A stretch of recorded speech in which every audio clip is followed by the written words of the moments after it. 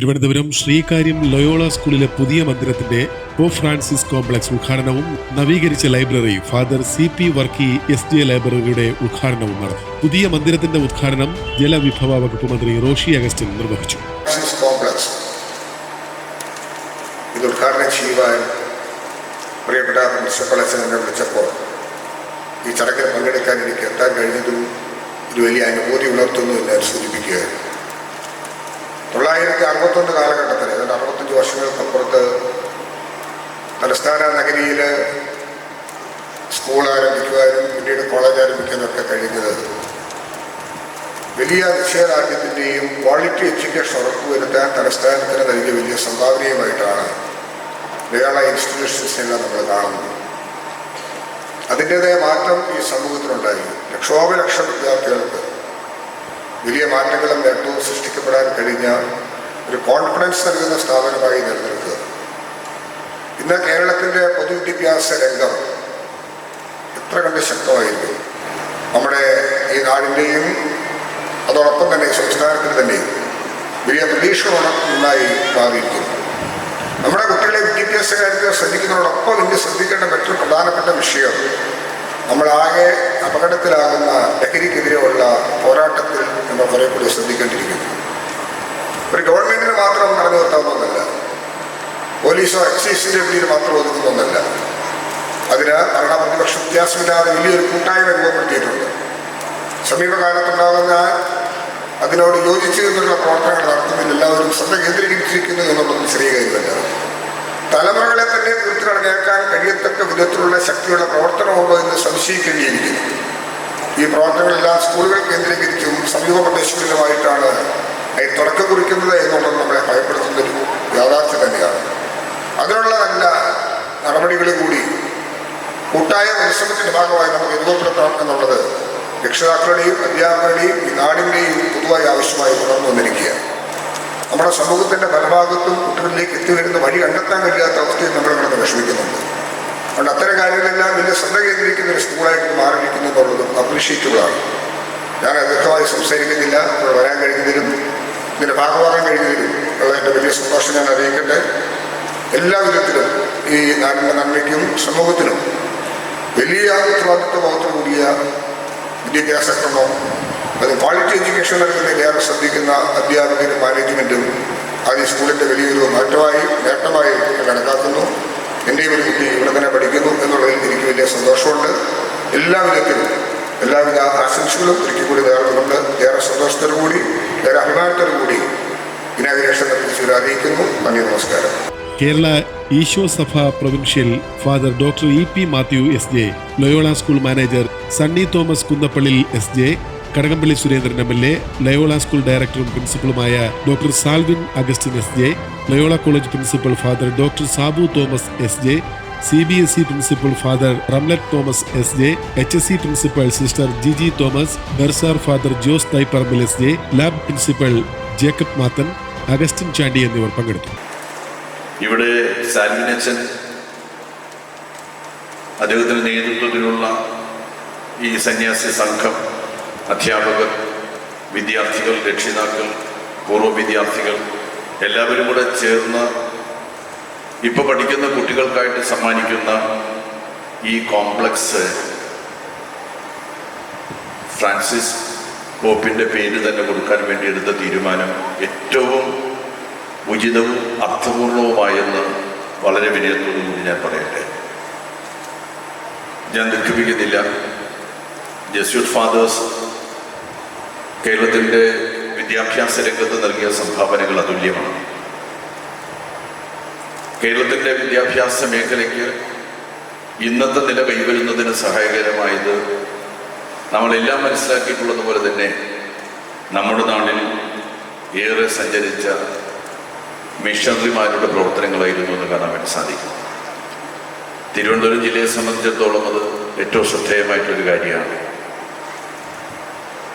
വിദ്യാഭ്യാസം സമൂഹത്തിൽ ലഭ്യമല്ലാതിരുന്ന ഒരു വലിയ വിഭാഗത്തിന് അറിവിൻ്റെ വെളിച്ചം പകർന്നു നൽകുന്നതിന് വേണ്ടി പ്രവർത്തിച്ച മിഷണറിമാരുടെ പിന്തുടർച്ചക്കാരായി കേരളത്തിലെ വിദ്യാഭ്യാസ രംഗത്ത് നവീനങ്ങളായിട്ടുള്ള ആശയങ്ങളുമായി മുന്നോട്ട് വന്ന ജസ്യൂട്ട് ഫാദേഴ്സ്, അവരുടെ നേതൃത്വത്തിൽ നടക്കുന്ന വിദ്യാഭ്യാസ സ്ഥാപനങ്ങൾ കേരളത്തിൻ്റെ വിദ്യാഭ്യാസ മേഖലയ്ക്ക് നൽകിയ സംഭാവന അതുല്യമാണ്.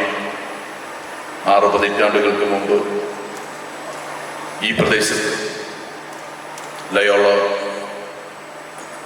എന്ന പേരിൽ വിദ്യാഭ്യാസ സ്ഥാപനം ആരംഭിച്ച് ഇന്ന് സ്ഥാപനങ്ങളുടെ ഒരു വലിയ സമുച്ചയം ആയി ഈ പ്രദേശത്തെ മാറ്റി തീർക്കുന്നതിന് വേണ്ടി പ്രവർത്തിച്ച എല്ലാവരെയും ഹൃദ്യമായിട്ട് അഭിനന്ദിച്ചുകൊണ്ടും, പ്രത്യേകിച്ച് സാൽവിൻ അച്ഛൻ, അദ്ദേഹത്തിന് ഒരു പ്രത്യേക കഴിവുണ്ടെന്നാണ് എനിക്ക് തോന്നിയിട്ടുള്ളത്. ആരെയും ആകർഷിക്കാൻ ഉള്ള, ആരെയും തൻ്റെ ചേർത്ത് പിടിക്കാൻ കഴിയുന്ന, ഒറ്റ നോട്ടത്തിലോ ഒരു ചെറിയ പുഞ്ചിരിയിലോ ആരെയും വീഴ്ത്താൻ പറ്റില്ല. ഞങ്ങളുടെ ഭാഷയിൽ പറഞ്ഞതാണ്, വീഴ്ത്താൻ പറ്റില്ല. അങ്ങനെയൊക്കെയാണ് ഞങ്ങൾ പലരെയും വീഴ്ത്തി ജയിക്കാനൊക്കെ ഇടയാകുന്നത്. അതിനുള്ള ഒരു പ്രത്യേകമായിട്ടുള്ള വൈഭവം അദ്ദേഹത്തിൽ പരിചയപ്പെട്ട നാൾ മുതൽ തന്നെ ഞാൻ ശ്രദ്ധിച്ചിട്ടുണ്ട്. സ്കൂളിന് ഉത്തരോത്തരമായിട്ടുള്ള അഭിവൃദ്ധിയും മുന്നേറ്റവും അതിൻ്റെ തന്നെ ഭാഗമായിട്ട് ഉണ്ടാകുന്നുണ്ടെന്നുള്ളത് സന്തോഷമുള്ളൊരു കാര്യമാണ്.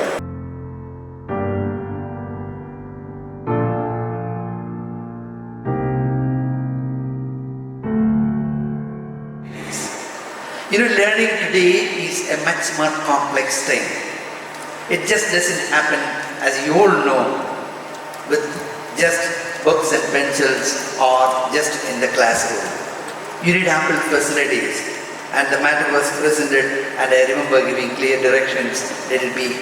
Let this additional facilities, which was already planned long before with the Diamond Jubilee block, but that was not just enough, and therefore I'm happy that Father Salvin and all the members of Loyola community have put in their hard work to realize this additional complex that gives you much more added facilities, facilities that will enable you to be much more relaxing in your tight and demanding academic schedule, where you have facilities for music, yoga, extracurricular activities, sports activities, and all these things.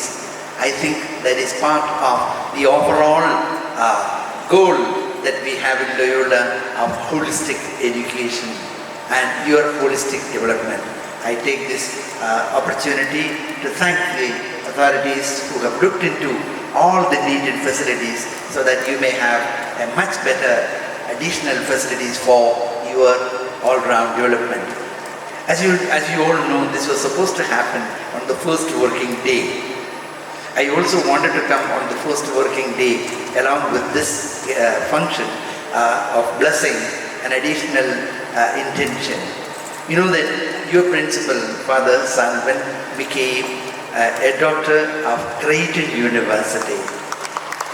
I was very happy to have granted him permission, and I also wanted to permit him to go and receive the degree at the university, but it just could not be realized in the context of the present day situations, and that did not happen.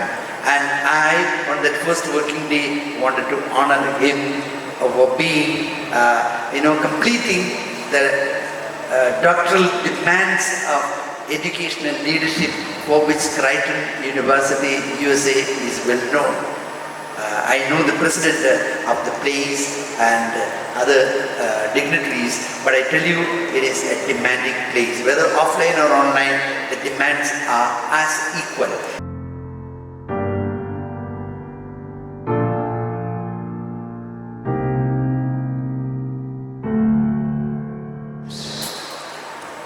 We have a beautiful building. When I go around, when I look at the building, I feel that it's one of the most beautiful buildings on the campus, and it looks like a imposing building. And we're able to complete it within a year in a recorded time.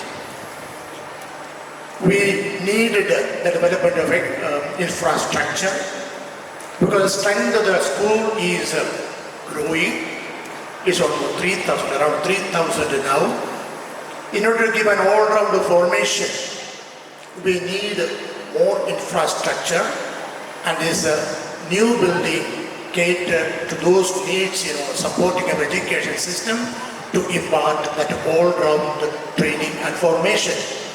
And that building we have a canteen, sports rooms, pavilion, and then laboratories, sick room, Lobas room, and so many things are being accommodated in the building. It's a beautiful building. It was essential for our the training and formation of our students. Today I don't want to speak anything extra. I just wanted to appreciate Father Salvin Augustine and the team for having taken this initiative and completing this building within a year in record time. So, thank you. God bless you. May this building, added to the value and the training program of our school and this environment. Thank you. God bless.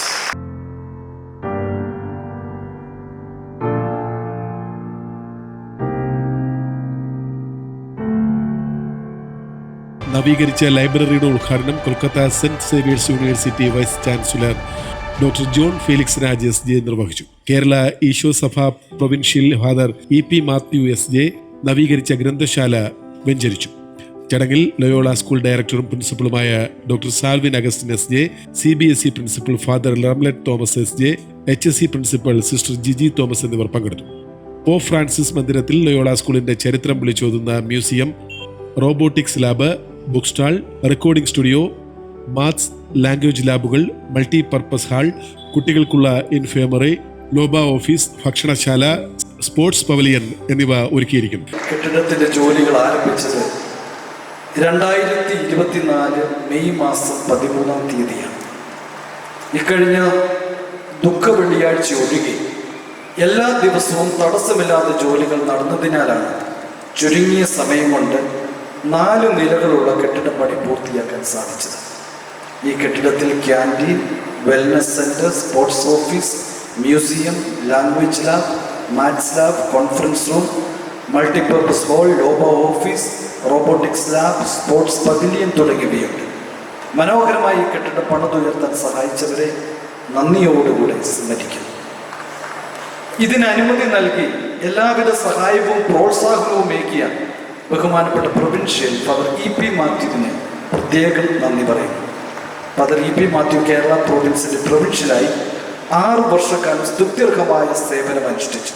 അദ്ദേഹത്തിന്റെ provincial കാലയളവിൽ Loyola സ്കൂളിനോട് കാണിച്ച പരിഗണനയ്ക്കും പ്രോത്സാഹനത്തിനും പ്രത്യേകം നന്ദി പറയുന്നു. ഈ നിർമ്മാണ പ്രക്രിയയിൽ അച്ഛൻ നൽകിയ എല്ലാ പിന്തുണയ്ക്കും ഞങ്ങളുടെ എല്ലാവരുടെയും പേരിൽ പ്രത്യേകം.